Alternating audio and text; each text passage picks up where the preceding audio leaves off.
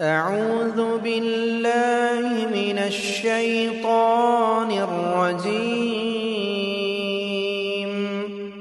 بسم الله الرحمن الرحيم. والنازعات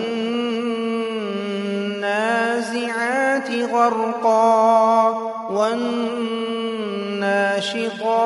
نشطا والسابحات سبحا فالسابقات سبقا فالمدبرات أمرا يوم ترجف الراجفة تتبعها الرادفة قلوب يومئذ واجفة أبصارها خاشعة يقولون أئنا لمردودون في الحافرة أئذا كنا عظاما نخرة قالوا تلك إذا كرة خاسرة فإنما هي زجرة واحدة فإذا هم بالساهرة هل أتاك حديث موسى إذ ناداه ربه بالواد المقدس طوى اذهب إلى فرعون إنه طغى فقل هل لك إلى أن تزكى وأهديك إلى ربك فتخشى فأراه الآية الكبرى فكذب وعصى ثم أدبر يسعى فحشر فنادى فقال أنا ربكم الأعلى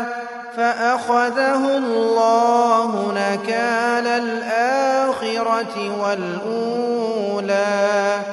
إن في ذلك لعبرة لمن يخشى أأنتم أشد خلقا أم السماء بناها رفع سمكها فسواها وأغطش ليلها وأخرج ضحاها والأرض بعد ذلك دحاها أخرج منها ماءها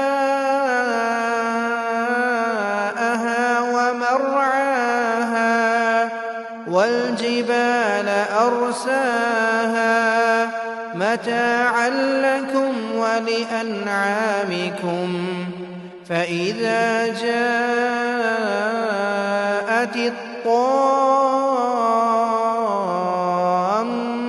الكبرى يوم يتذكر الإنسان ما سعى وبرزت الجحيم لمن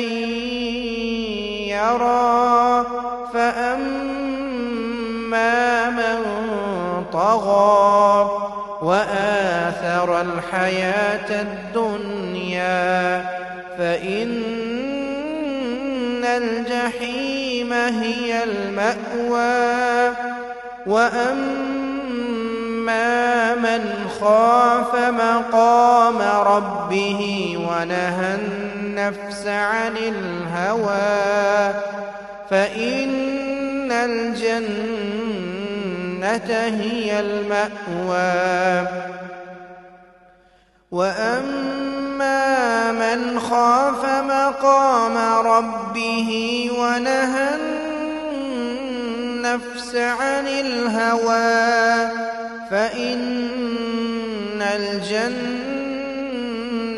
هي المأوى يسألونك عن الساعة أيان مرساها فيم أنت من ذكراها إلى ربك منتهاها إلى ربك منتهاها إنما أنت منذر من يخشاها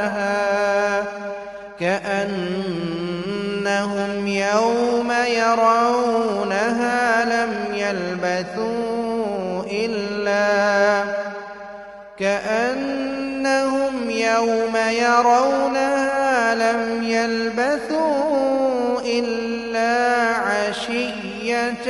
أو